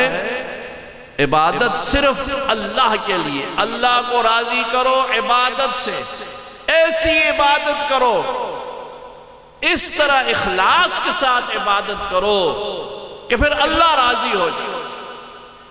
سیدنا عمر فاروق رضی اللہ تعالی عنہ عمرے کے لیے تشریف لا رہے ہیں۔ ایک دفعہ جب آپ نے ارادہ کیا نا، آپ صلی اللہ علیہ وسلم کی خدمت میں عرض کیا، حضور میں عمرے کے لیے جا رہا ہوں، اجازت فرمائیں۔ آپ صلی اللہ علیہ وسلم نے کیا فرمایا؟ یہ صحابہ بڑے محبت والے تھے، پھر حضور نے بھی ایسی محبت فرمائی نا، سبحان اللہ۔ مکہ فتح ہو گیا، صحابہ کرام سمجھنے لگے کہ شاید اب حضور یہیں ہوں گے، کیونکہ حضور کا جائے پیدائش مکہ، اللہ کا گھر مکہ مکرمہ میں، زندگی مبارک کے 53 سال مکہ مکرمہ میں گزارے، محبت انوار الہی مکہ مکرمہ میں، قرآن و مجید کا بہت بڑا حصہ مکہ مکرمہ میں نازل ہوا، غار حرا مکہ میں، یہ ساری چیزیں تھیں۔ تو صحابہ کرام کا یہ خیال ہوا کہ شاید اب حضور یہاں ہی رہیں، لیکن آپ نے فرمایا اے انصار مدینہ، میں مکے میں نہیں رہوں گا، میں تمہارے ساتھ جاؤں گا۔ المدینۃ مہاجری وفیہا مضجعی ومنہا مبعث، فرما مدینہ میری ہجرت کی جگہ، مدینے میں ڈیرہ لگاؤں گا، قیامت کے دن میں مدینے سے ہی اٹھوں گا۔ ایک دن حضور تشریف لا رہے تھے مسجد میں، آپ کے ایک طرف ابو بکر ایک طرف عمر تھے، حضور ان کے دونوں کے درمیان مدینہ کے صحابی مہاجر انصار دیکھ رہے تھے، فرمایا ہاکذا نبعث یوم القیامہ، اے میرے صحابہ دیکھ لو محمد قیامت کے دن روزے سے یوں ہی اٹھے، میرے ایک طرف ابو بکر ہوگا، دوسری طرف میرے عمر ہوگا، نہ ان کو کوئی جدا کر سکتا ہے، نہ یہ جدا ہوں گے، قیامت تک میرے ساتھ ہیں۔ آج بھی حضور کے پہلو میں آرام کر رہے کہ نہیں کر رہے؟ ابو بکر عمر حضور کے پہلو میں سوئے ہوئے، اس سے بڑی سعادت کیا ہو سکتی ہے جی؟ اس سے بڑی فضیلت ہے کوئی نہیں۔ قرآن و مجید میں فرمایا منہا خلقناکم وفیہا نعیدکم ومنہا نخرجکم تارةً اخری، اسی مٹی سے ہم نے تم کو پیدا کیا، اسی میں لوٹائیں گے، قیامت کے دن اسی سے اٹھائیں گے۔ تو یہ تینوں کی مٹی وہیں کی تھی، وہیں جہاں آج تشریف لے گئے نا، یہیں سے اب یہیں تشریف فرمائیں، قیامت کے دن بھی یہیں سے اٹھیں گے انشاءاللہ۔ تو عرض کیا حضور میں جا رہا ہوں عمرے کے لیے، آپ صلی اللہ علیہ وسلم نے فرمایا عمر اشرکنا فی دعائک یا اخی ولا تنسنا۔ سبحان اللہ، آپ کو عربی آتی تو آپ پھڑک جاتے۔ اشرکنا فی دعائک یا اخی ولا تنسنا، ہمیں بھی اپنی دعاؤں میں یاد رکھنا اے میرے پیارے بھیا۔ اخی، یہ تصغیر ہے، اخی نہیں فرمایا، اخیہ۔ جس طرح ہمارا کو بہت پیارا دوست ہو یا بچہ ہو نا، تو ہم کہتے ہیں میرے بچے، او ماں صدقے، میں صدقے، یہ حضور نے شفقت کے ساتھ اشرکنا فی دعائک یا اخی، اے میرے پیارے بھیا ہمیں بھی اپنی دعاؤں میں یاد رکھنا، ولا تنسنا، ہمیں بھول نہ جانا۔ یہ حضور نے شفقت کے ساتھ فرمایا۔ صلی اللہ، سارے پڑھو، دروشی پڑھا کرو، صلی اللہ علیہ وسلم۔ حضرت عمر فرماتے ہیں یہ کلمہ جب حضور نے فرمایا، اسلام لانے کے بعد مجھے پھر یہ خوشی ہوئی جب حضور نے مجھے یہ فرمایا، اشرکنا فی دعائک یا اخی ولا تنسنا۔ اس سے یہ بھی معلوم ہوا کہ بڑا چھوٹے کو بھی کہہ سکتا ہے ہمیں دعاؤں میں یاد رکھنا، استاد شاگرد کو کہہ سکتا ہے آپ جا رہے ہو ہمیں دعاؤں میں یاد رکھنا، پیر مرید کو بھی کہہ سکتا ہے ہمارے لیے بھی بھائی دعا کرنا۔ اللہ تعالیٰ مہربان ذات ہے جی۔ حضور نے فرمایا حضرت عمر فاروق، اشرکنا فی دعائک یا اخی ولا تنسنا۔ حضرت عمر فاروق رضی اللہ تعالیٰ عنہ جب مکہ مکرمہ میں آئے نا جی، بیت اللہ کے سامنے آئے، حجر اسود پر بوسہ دینے آئے نا، تو حجر اسود کے سامنے کھڑے ہو گئے، فرمایا حجر انی عالم انکا حجر لا تنفع ولا تضر لولا رأیت رسول اللہ یقبلک ما قبلتک ابدا۔ یہ اللہ کی عبادت کا میں عرض کر رہا ہوں کہ پھر ان لوگوں نے اللہ کی عبادت کیسے کی؟ آپ نے فرمایا اے پتھر تو پتھر ہے، تو گھٹتا بڑھتا نہیں، نفع نقصان نہیں دے سکتا، اگر میں نے یہ نہ دیکھا ہوتا کہ میرے محبوب کے لب تجھے لگے ہیں تو میں تجھے چومتا بھی نہ۔ لولا رأیت رسول اللہ یقبلک ما قبلتک ابدا۔ تو فرمایا عبادت اللہ کی کرو، ایسی عبادت کرو کہ اللہ کیا ہو جائے بھائی؟ راضی ہو جائے۔ پہلی بات فرمائی۔ دوسرا سبق، رسول اللہ صلی اللہ علیہ وسلم کی ایسی اطاعت کرو کہ اللہ کے رسول بھی راضی ہو جائیں۔ اطاعت، عبادت اور اطاعت یہ الگ الگ چیزیں ہوتی۔ عبادت اللہ کے لیے، اطاعت جناب محمد الرسول اللہ صلی اللہ علیہ وسلم کی، یعنی جو طریقہ عبادت کا حضور بتلائیں گے نا جی، اس طریقے پر عبادت ہوگی، وہ اللہ کے ہاں قابل قبول ہے۔ اگر اپنی طرف سے کوئی عبادت کرتا ہے نا، اپنی طرف سے جتنی مرضی عبادت کرے، اللہ کے ہاں قبول نہیں ہوتی، یہ یاد رکھا۔ کسوٹی حضور کی ذات ہے صلی اللہ علیہ وسلم۔ حضور نے جو عبادت کا طریقہ بتایا اس پر اطاعت کر کے ہم عبادت کریں گے، اللہ تعالیٰ قبول فرمائیں گے۔ اگر ہم اپنے دل کی خواہش پر چلیں گے نا جی، یہ جو کچھ ربیع المنور میں ہوتا ہے نا، ہم لوگ جو کچھ کرتے ہیں یہ ہمارے اپنے دل کی خوشی ہوتی ہے، دل کی، میرا دل خوش ہو جائے، جھنڈے لگا لیے، بڑا جناب ہو، جلوس نکال لیے، دیگیں پکا لی، چلو اگر اخلاص ہے تو اللہ تعالیٰ بھائی سب کو قبول فرمائے۔ لیکن اکثر یہی دیکھا جاتا ہے بھائی کہ بس وہ ایسے نام و نمود، اور اپنا دل خوش ہوتا ہے، اپنا دل، میرا دل خوش ہو گیا۔ وہ کسی نے بڑی اچھی بات کی ہے نا کہ آج ہم لوگ 95% عاشق رسول ہیں، 95%، ہم 95% عاشق رسول ہیں اور نمازی 5%۔ ایسے ہی ہے کہ نہیں ہے؟ اپنے گلی، آپ تو خیر ماشاءاللہ سارے نیک لوگ ہیں، آپ تو تہجد بھی پڑھتے ہوں گے، اشراق بھی پڑھتے ہوں گے، ساری نمازیں پڑھتے ہوں گے۔ میں ویسے عام بات عرض کرتا ہوں بھائی، محلے کی مسجدوں میں دیکھ لو، فجر میں کتنے نمازی ہوتے ہیں، عشاء میں کتنے نمازی ہوتے ہیں؟ عاشق رسول ہم 95% اور نمازی 5%۔ اس عشق رسول کا کیا فائدہ ہے؟ یہ عشق رسول نہیں ہے۔ عشق رسول وہ ہے کہ انسان تمام زندگی آپ صلی اللہ علیہ وسلم کی اطاعت میں گزار گزار ایک قدم بھی حضور کی اطاعت کے ادھر ادھر نہ جائے، پھر وہ بندہ کامیاب ہے، پھر وہ مسلمان کامیاب ہے۔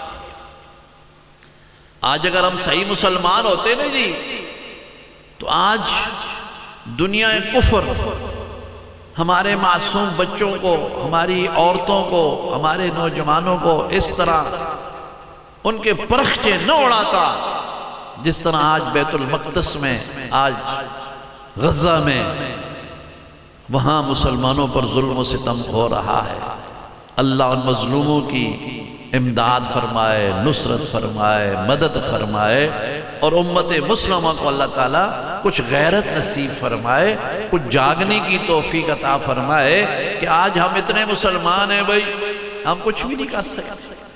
وہ اسرائیل، وہ یہودی، وہ ظالم رات دن بمباریاں کرتا ہے، رات دن بمباریاں کرتا ہے، اور ہمارے صرف بیان دیتے ہیں، بیان۔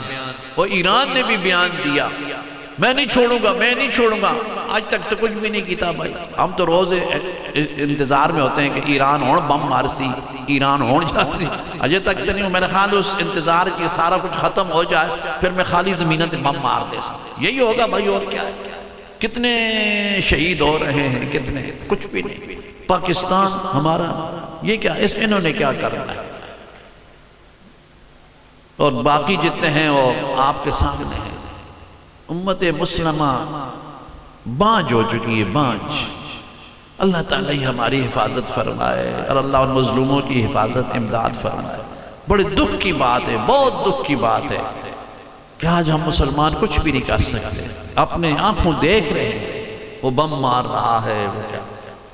اس لیے میں عرض کرتا ہوں بھائی، اور کچھ نہیں کر سکتے ہو تو کم از کم دعائیں کرا کرو۔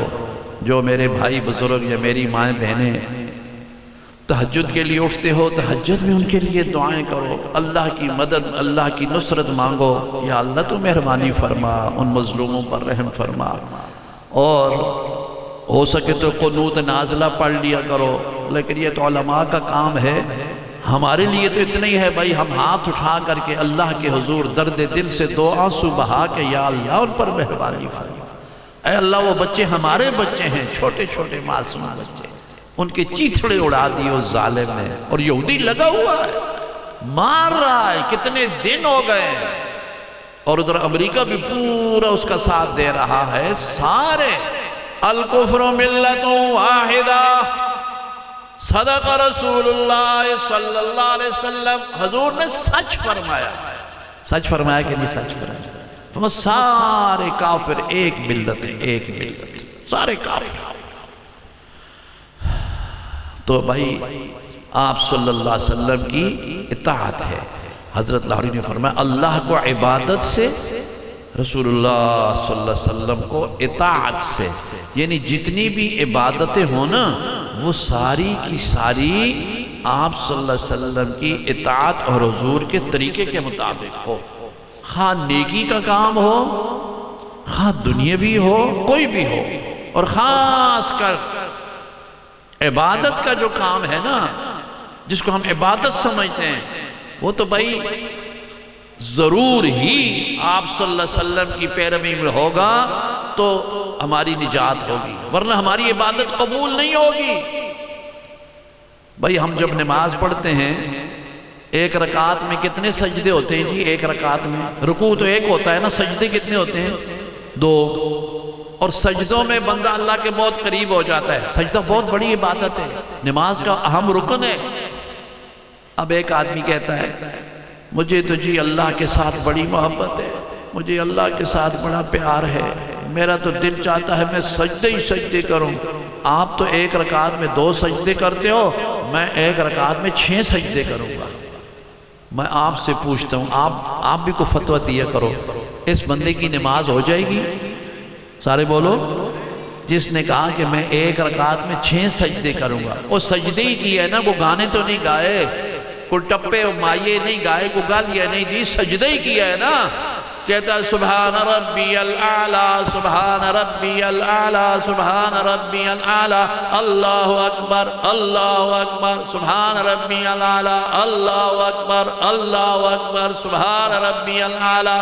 دوسرے کو کہتا ہے تو میرا بھائی ایک رکعت میں 2 سجدے کر کے تھک جاتا ہے، مجھے تو اللہ سے بڑی محبت ہے، میں تو ایک رکعت میں 6 سجدے کروں گا، میرا تو سوٹھا نہیں ہوتا، میرا تو دل نہیں ٹھرتا، میں چاہتا ہوں میں اللہ کے سامنے اور بھی سجدے کروں، میں 6 کروں گا، میں 10 کروں گا۔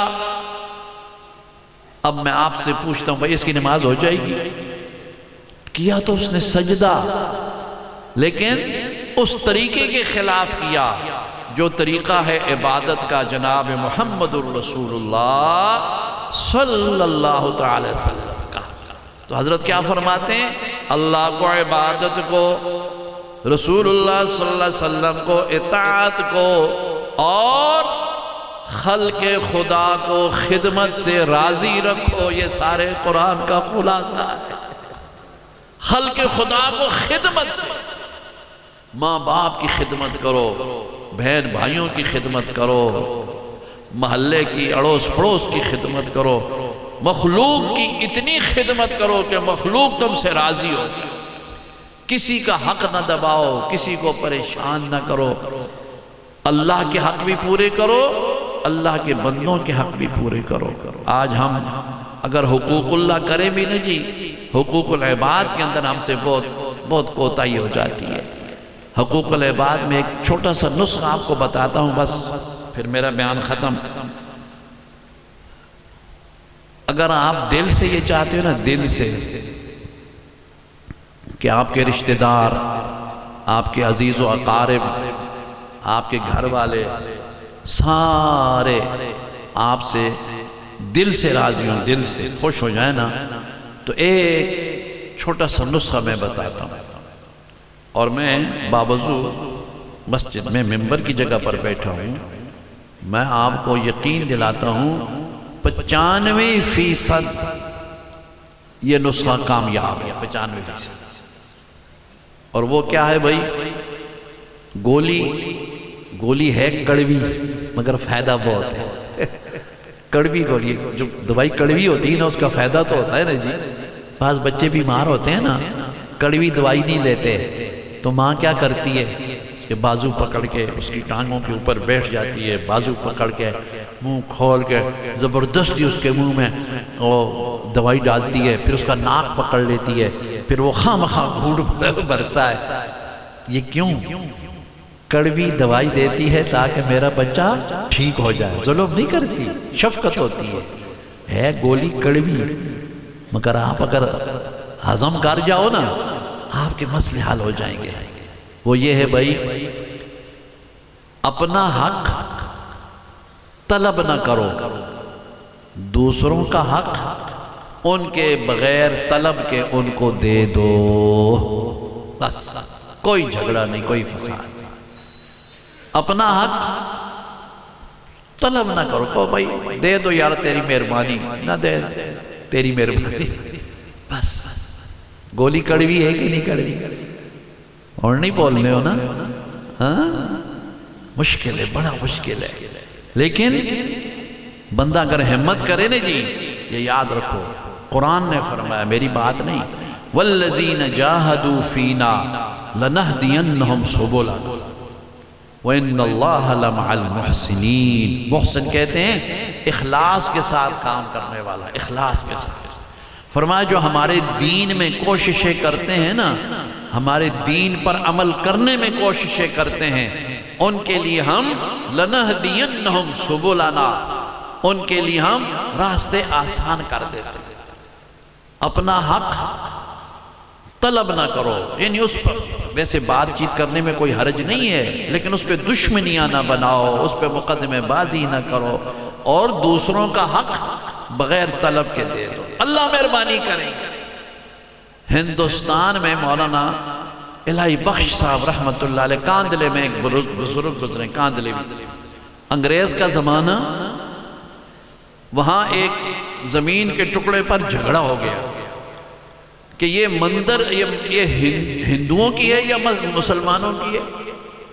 ہندو کہتے تھے یہ زمین مندر کی ہے، مسلمان کہتے تھے یہ مسجد کی ہے۔ اب آپ اندازہ لگاؤ، مسلمان تو ویسے بھی جذباتی ہوتا ہے اور دین کے بارے میں اور مسجد کے لیے، اور مقابلہ آ جائے ہندو کے ساتھ، مسئلہ بڑا خراب ہو گیا، نقض امن کا خطرہ ہو گیا۔ ڈپٹی کمشنر انگریز تھا، انگریزوں کا دور تھا، اس نے مسلمانوں سے پوچھا کہ لڑائی جھگڑا نہ کرو، فساد ہوگا، تباہی ہوگی، آپ یہ بتاؤ ہندوؤں میں سے کوئی ہے جو آپ کے حق میں گواہی دے؟ تو مسلمانوں نے کہا نہیں، ایسا ہمیں کسی ہندو پر یقین نہیں۔ ہندوؤں سے پوچھا تمہیں کسی مسلمان پر یقین ہے کہ یہ صحیح گواہی دے گا، اس پر اعتماد ہے؟ مسلمانوں سنو، ایک وقت تھا ہمارا کردار تھا۔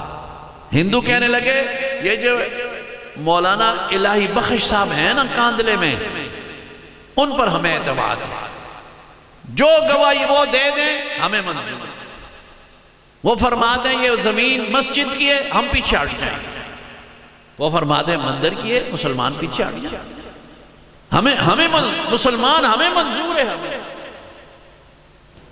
اس نے کہا ٹھیک ہے۔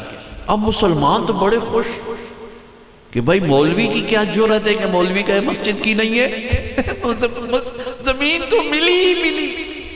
تو جناب پھولوں کے ہار شار لیے، زندہ باد اور جلوس نکالیں گے اور یہ کریں گے، سارے انتظامات کر لیے کہ ہندو پھنس گئے جی۔ ہندو بادشاہ آپ مولوی صاحب کا نام لے لیتا، مولوی تھی جرت ہے کہ وہ جناب نہ کرے، اسی مولوی نو دیکھ لے وہاں۔ مولوی تو بیچارہ سب سے کمزور مخلوق ہوتی ہے، مولوی بڑا کمزور ہوتا ہے بیچارہ، تو سارے پاس تکڑے ہو سن، ہمیں تو ہماری طرف بڑے کمزور ہوتے ہیں۔ تو خیر ڈپٹی کمشنر نے بلایا، قصہ لمحہ مختصر عرض کرتا ہوں، کہنے لگا مولانا زمین کے ٹکڑے پر جھگڑا ہے، ہندو کہتا ہے مندر کی ہے، مسلمان کہتے ہیں مسجد کی ہے، فیصلہ آپ کی ذات پر ہے، جو آپ فرما دو اس پر فیصلہ، دونوں فریق راضی ہیں۔ وہی بات آ گئی نا، گولی ہے کڑوی مگر اللہ تعالیٰ راستے آسان کر دے۔ میں اس پر عرض کر رہا ہوں، حق بات ہے کڑوی مگر بندہ اس پر مستعد ہو جائے نا، اللہ اس کے لیے مہربانی کر دے گا۔ آپ نے فرمایا یہ زمین مندر کی ہے یا نہیں یہ مجھے نہیں پتا، یہ مجھے نہیں علم، لیکن یہ ضرور علم ہے کہ یہ زمین مسجد کی نہیں۔ کڑوی گولی ہے کہ نہیں، مندر کی ہے یا نہیں مجھے نہیں پتا، لیکن یہ پتا ہے مسجد کی نہیں ہے۔ اب اندازہ لگاؤ، وہ تو اندر ہے عجیب کیفیت پیدا ہو گئی۔ او جناب مسلمانوں ادھر مولی مردہ آباد، مولی مردہ آباد، مولی پیسے کھا گیا۔ او جی بادشاہ تسی نہیں جان دے ہو، راتی ہندوؤں نے تھیلی پہنچا دی تھی، تھیلی روپے دی پہنچا دی تھی، مولوی بک کے جی، مولوی ہے یہ جی۔ وہ جو پہلے زندہ آباد اور ہار لے کے کھڑے تھے نا جی، انہوں نے حضرت کے جلوس نکال دیا۔ عدالت سے باہر آئے، مسلمان کہنے لگے مولانا آپ نے کمال کر دیا، اوے اللہ کے بندے یہ کہہ دیتے تو کیا حرج تھا۔ آج مسلمانوں میں یہ بھی ایک بہت بڑی بیماری ہے، یہ یاد رکھیں بیماریاں ہوتی ہیں۔ میں جب سعودی عرب میں تھا تو سعودی گورنمنٹ نے اعلان کیا تھا کہ مقامی لوگ جو ہیں، مقامی لوگ یہاں رہنے والے جنہوں نے پچھلے 5 سال میں حج کیا ہے، وہ حلفیہ ایک بیان دیں گے کہ ہم نے پچھلے 5 سال حج نہیں کیا، پھر ان کو اجازت ملے گی۔ تو میں وہاں مسجد میں خطیب تھا، میں نے سب کو بتایا، میں نے کہا بھائی یہ غلط کام نہ کرنا، یہ جھوٹ نہ بولنا، کیونکہ اگر آپ نے لکھ دیا کہ جی ہم نے پچھلے 5 سال حج نہیں کیا اور اس حج کے لیے لالچ کرو گے نا تو پچھلے حج تو گئے، یعنی جو تم نے کیے ہیں نا خود تم حلفیہ بیان دیتے ہو کہ جی میں پچھلے سال حج کوئی نہیں کیا، تو اللہ کے کاغذوں میں تو گئے تمہارے حج نا، اور آئندہ پتہ نہیں نصیب ہوتا ہے کہ نہیں ہوتا، یہ جھوٹ نہ بولنا۔ تو پتہ ہے ہمارے پاکستانی مسلمانوں نے کیا کہا، کہنے لگا وہ چھوڑو جی یہ خطیب صاحب لگے رہنے اسی ساری زندگی غلط کاموں میں سے جھوٹ بولنے آتے، حج واسے جھوٹ بولا تو کی ہو گیا۔ منطق دیکھو، منطق کہ غلط کاموں کے لیے ہم ساری زندگی جھوٹ بولتے رہتے ہیں، یہ تو حج ہے نا جی، نیکی کا کام ہے نا، تو حج کے لیے جھوٹ بولا تو کیا ہو گیا؟ یہ بہت بڑی بیماری ہے، یاد رکھو، سخت گناہ ہے، سخت گناہ ہے۔ تو وہ کہنے لگا مولوی جی تسی کمال کر دیتی جناب، خواہ مخواہ ایسے کہہ دیا کہ مسجد کی نہیں ہے، مندر کو مل جائے گی، آپ نے مسلمانوں کو ذلیل کر دیا، مسلمان مقدمہ ہار گئے، پورا علاقہ کیا کہے گا؟ اللہ اکبر۔ عالم تو عالم ہوتا ہے نا، علم بہت بڑی دولت ہے، بہت بڑی نعمت ہے۔ حضرت نے فرمایا میرے بھائیو آپ ٹھیک کہتے ہو، مسلمان مقدمہ ہار گیا لیکن اسلام مقدمہ جیت گیا، اسلام مقدمہ جیت گیا۔ میں نے جھوٹ نہیں بولا، میں نے اللہ کو، اللہ کے رسول کو ناراض نہیں کیا، میں نے زمین کے ٹکڑے کے لیے جھوٹ نہیں بولا، مسلمان مقدمہ ہار گئے کوئی بات نہیں، لیکن الحمدللہ اسلام مقدمہ جیت گیا۔ آج ہم نے کبھی سوچا ہے کہ اسلام بھی مقدمہ جیت جائے؟ میں جھوٹ نہ بولوں، میرا نقصان ہو جائے پرواہ نہیں، لیکن میں سچ بولوں تاکہ اسلام مقدمہ جیت جائے، تاکہ اسلام سر بلند ہو جائے، تاکہ میرا نبی خوش ہو جائے، میرا اللہ راضی ہو جائے۔ میں جھوٹ نہ بولوں گا، میں ہمیشہ سچ کہوں گا۔ ایسے ہو سکتا ہے کہ نہیں ہو سکتا؟ پھر اس کے لیے اللہ آسانیاں پیدا کرتا ہے۔ یہی حضرت چند قدم آگے گئے نا جی، تو سارے ہندو کھڑے تھے، کہنے لگے حضرت ادھر آئیے، کہاں جاتے ہیں؟ حضرت کہاں تشریف لے جاتے؟ ادھر آئیے۔ فرمایا کیا بات ہے حضرت، آج ہم نے دیکھ لیا جس نبی کا غلام اتنا سچا ہے، وہ نبی کتنا سچا ہو۔ حضرت آئیے ہم سب کو کلمہ پڑھائیں، ہم مسلمان ہوتے ہیں کہ آپ سچے ہیں۔ سب نے پڑھا اشہد ان لا الہ الا اللہ، سارے پڑھو، سارے پڑھو، اشہد ان لا الہ الا اللہ وحدہ لا شریک لہ واشہد ان محمدا عبدہ ورسولہ۔ سارے ہندو کلمہ پڑھ کے مسلمان ہو گئے اور کہنے لگے حضرت اس زمین کے ٹکڑے پر جھگڑا تھا، انفسنا وَإِن لَّمْ تَغْفِرْ لَنَا وَتَرْحَمْنَا لَنَكُونَنَّ مِنَ الْخَاسِرِينَ رَبَّنَا لَا تُزِغْ قُلُوبَنَا بَعْدَ إِذْ هَدَيْتَنَا وَهَبْ لَنَا مِن لَّدُنكَ رَحْمَةً إِنَّكَ أَنتَ الْوَهَّابُ ربنا ولا تحملنا ما لا طاقة لنا به واعف عنا واغفر لنا وارحمنا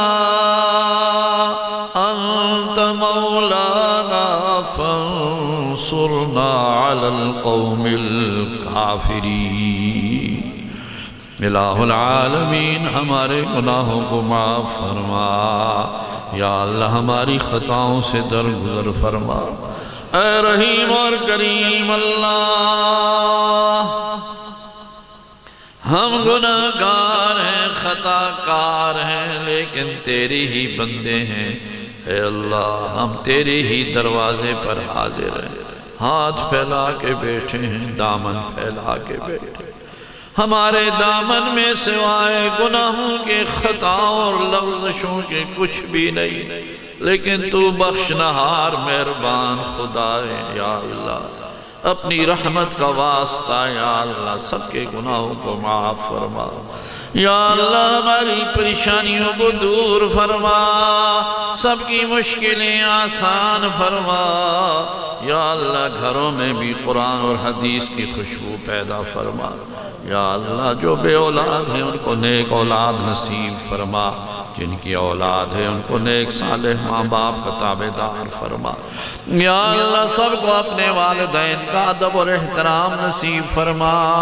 یا اللہ بے ادبی اور گستاخی سے محفوظ فرما۔ یا اللہ اس مدرسے کو، باقی مدارس کو ترقیات نصیب فرما۔ یا اللہ حضرت قاری طیب صاحب دامت برکاتہم، مولانا قاری حبیب الرحمن صاحب دامت برکاتہم، اور بھی جتنے یا اللہ ہمارے دوست احباب ہیں، قاری حبیب اللہ صاحب، یا اللہ سب کو صحت عافیت تندرستی نصیب فرما، دین کی خدمت کی مزید توفیق نصیب فرما، سب کے گھروں میں خیر و عافیت فرما۔ یا اللہ جتنے دوست احباب حضرات علماء کرام حفاظ تشریف لائے ہیں، قریب بھائی سے آنے جانے والوں کو یا اللہ سب کو یا اللہ قدم قدم پر برکتیں نصیب فرما، رحمتیں عطا فرما۔ جو دین کا بیان ہوا ہے یا اللہ ہمیں اس پر عمل کی توفیق عطا فرما۔ یا اللہ ہم سب کو اپنے حبیب صلی اللہ علیہ وسلم قرآن کا، مسجد کا، مدرسے کا، علماء صلحاء کا ادب نصیب فرما، والدین کا بھی ادب نصیب فرما۔ یا اللہ گستاخی اور بے ادبی سے سب کو محفوظ فرما۔ یا رب العالمین یا ارحم الراحمین، دینی مدارس میں جو پڑھ رہے ہیں سب طلباء کو کامیابیاں نصیب فرما۔ یا اللہ بیت المقدس کے، فلسطین کے مظلوم مسلمانوں کی دستگیری فرما۔ یا اللہ جو تیرے راستے میں شہید کر دیے گئے ان کے درجات بلند فرما۔ یا اللہ چھوٹے چھوٹے معصوم بچوں کے جسموں کو اڑا دیا گیا یا اللہ ان کو ہم سب کا شفیع فرما۔ یا اللہ ہماری ماں بہنوں کی عصمتوں کی حفاظت فرما۔ یا اللہ دنیا کے مسلمانوں کو آپس میں اتحاد اور اتفاق نصیب فرما، اور مل کر کے کفر کا مقابلہ کرنے کی توفیق عطا فرما۔ یا اللہ سب کو، ہم سب کو اپنی عبادت نصیب فرما، رسول اللہ صلی اللہ علیہ وسلم کی سچی اطاعت نصیب فرما، خلق خدا کی خدمت کی توفیق عطا فرما۔ یا رب العالمین جتنے بیمار ہیں ان کو شفاء کامل عاجل نصیب فرما۔ جو اہل ایمان مرد عورتیں دنیا سے چلے گئے یا اللہ سب کو کروٹ کروٹ جنت نصیب فرما۔ جن کے والدین ہیں یا اللہ ان کو ان کی قدر کرنے کی توفیق عطا فرما۔ جن کے والد چلے گئے، والدہ بھی چلی گئی، اماں بھی فوت ہو گئی، ابا بھی فوت ہو گیا، اے اللہ ان کے درجات بلند فرما۔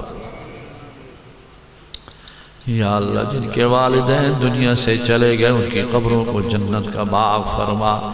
یا اللہ ان کے والدین کو کروٹ کروٹ جنت نصیب فرما۔ یا اللہ ان کی اولاد کو ان کے لیے ایصال ثواب کی توفیق عطا فرما۔ یا اللہ ان کی اولاد کو نیک اعمال کی توفیق عطا فرما۔ یا اللہ سب کو قیامت کے دن کی رسوائی سے بچا، حضرت خاتم النبیین کے سامنے شرمساری سے بچا۔ یا اللہ قیامت کی بربادی سے محفوظ فرما۔ یا اللہ قبر کی تاریکی سے بچا۔ یا اللہ قبر کی وحشت سے بچا، سکرات کی تلخی سے بچا، موت کی سختی سے بچا۔ یا اللہ قبر کے عذابوں سے محفوظ فرما۔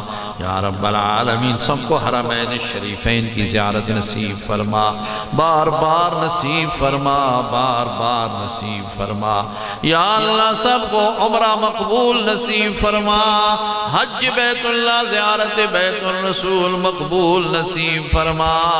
حضور کی خدمت میں ایک بوڑھا شخص آیا، ایک بدو آ کے کہنے لگا حضور میں نے زندگی زندگی گناہوں میں گزار دی، آج رب کی پیشی یاد آئی، رب کے منانے کی کوئی تجویز بتلاؤ، اس حال میں دنیا سے چلا گیا تو اللہ کے سامنے کس شکل سے حاضر ہوگا؟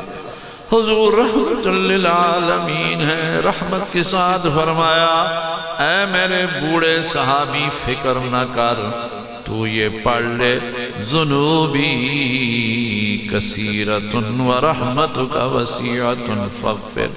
آپ سب بھی پڑھ لو بھائی، ذنوبی کثیرۃ، پڑھو، ذنوبی کثیرۃ ورحمتک وسیعۃ فاغفر، ذنوبی کثیرۃ ورحمتک وسیعۃ فاغفر۔ مولا میرے گناہ بہت ہیں لیکن تیری رحمت تو میرے گناہوں سے بھی زیادہ ہے، اے اللہ میرے گناہوں کو بخش دے۔ ایک دفعہ پڑھا، فرمایا اعدھا، اے بوڑھے اس کو پھر پڑھو، دوبارہ پڑھا، فرمایا پھر پڑھو، تیسری مرتبہ پڑھا، فرمایا اذهب فقد غفر لك، بوڑھے جاؤ اللہ نے تیرے گناہوں کو بخش دیا۔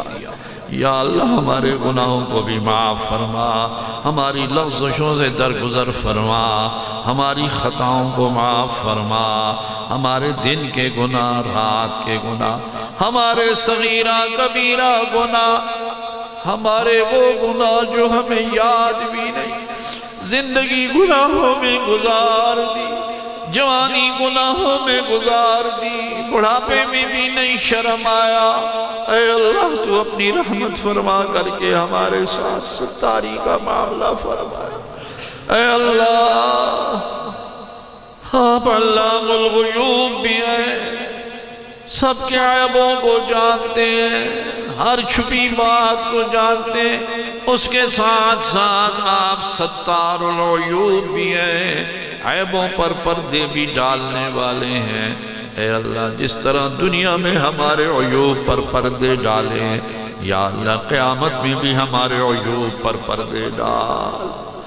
انت ستار العیوب، اور پھر آپ غفار الذنوب بھی ہیں، بہت زیادہ گناہوں کو بخشنے والے بھی ہیں۔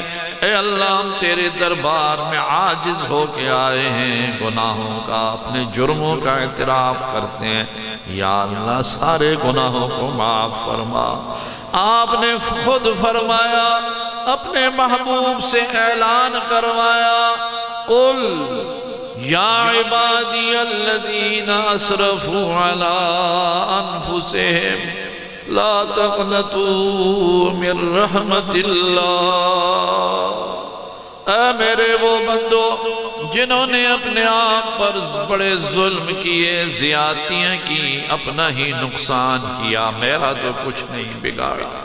اے میرے وہ بندو جنہوں نے اپنے آپ پر ظلم کیے، لا تقنطوا من رحمت اللہ، اللہ کی رحمت سے نا امید نہ ہو جانا۔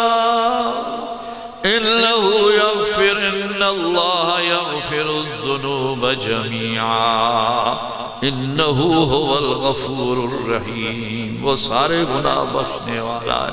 یا اللہ سب کے گناہوں کو معاف فرما، جب تک زندہ رہیں تیری کتاب ورد زبان ہو، حدیث مصطفیٰ حفظ جان ہو، جب دنیا سے رخصت ہو تو سب کا خاتمہ ایمان پہ فرما، سب کی زبانوں پہ جاری فرما کلمہ اشہد ان لا الہ الا اللہ وحدہ لا شریک لہ واشہد ان محمدا عبدہ ورسولہ وصلی اللہ تعالی علی خیر خلقہ حبیبہ محمد وآلہ واصحابہ اجمعین برحمتک یا ارحم الراحمین، آمین آمین۔